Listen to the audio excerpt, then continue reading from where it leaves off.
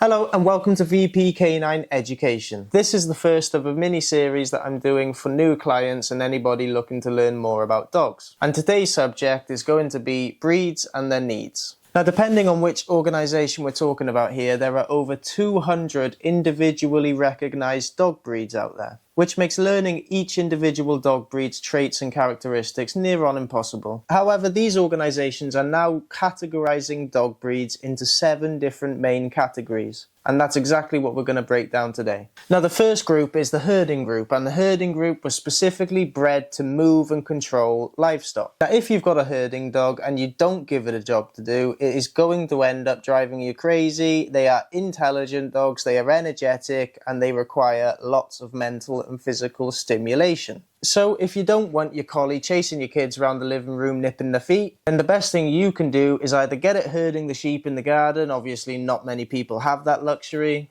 or get it working doing things like chasing a ball, playing fetch, doing some obedience. These dogs love agility, so maybe look into that. But certainly don't get yourself a herding dog if you've only got half an hour to spare for the dog a day and you live in an apartment in a city. Now, the second group is going to be the hound group. Now, these can be broken down into 2 different categories or subcategories: sight hounds and scent hounds. Now, sight hounds will use their wide vision and their amazing speed to catch prey, whereas scent hounds will typically use their nose to catch it. These breeds include the greyhound, the Irish wolfhound, the beagle, the bloodhound, just to name a few. So obviously, depending on which type of hound you have, it kind of depends on what your dog's genetic needs might be. A scent hound, get them using their nose.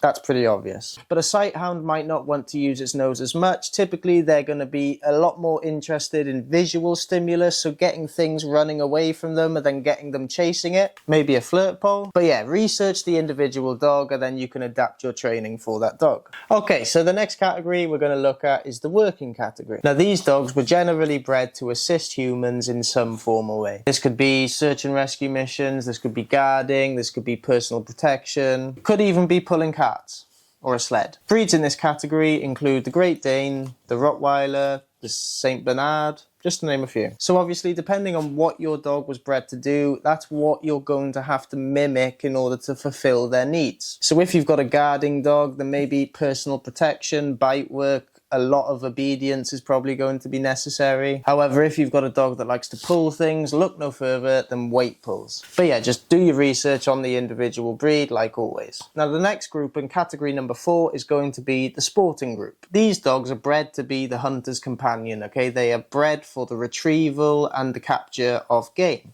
And these can be broken down into 4 subcategories, okay? Retrievers, spaniels, pointers, and setters. Now, you can guess what retrievers do, okay? They typically retrieve the game. Spaniels were bred to flush out game most of the time, occasionally retrieve it. Pointers were bred to indicate the location of game or prey, so they would freeze their body, their nose would point at the prey, okay? Their tail would curl up and they'd raise their paw. That would be a pointer. And setters are similar in the fact that they indicate the location of prey. It's just instead of pointing, they sit or set. Now, obviously, gun dog activities is going to be amazing for any dog in this category. However, assuming that you don't want to do that, looking into things like tracking, getting them using their nose, getting them chasing things, activating their prey drive is going to be quite key. And if you've got yourself a retriever, then look no further than the swimming pool.